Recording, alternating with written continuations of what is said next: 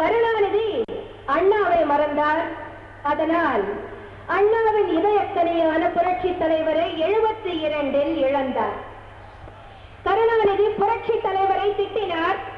அதனால் 73 கருணாநிதி திண்டுக்கல்லை இழந்தார். 76 ஆட்சியையே இழந்தார்.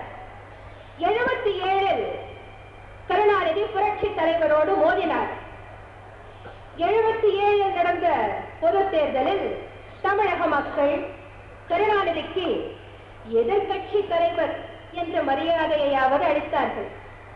84 நடந்த பொது தேர்தலின் போது கருணாநிதி நமது தெய்வம் புரட்சி தலைவர் அவர்களை பார்த்து தேரையை போலிருக்கிறார், தேரமாட்டார் என்று சொன்னார். எனவே தமிழக மக்கள் கருணாநிதியை எதிர்கட்சி வரிசையில் அமரக்கூட லாயக்கற்றவர் என்று கருதி 22 எம்எல்ஏக்களோடு நிறுத்திவிட்டனர்.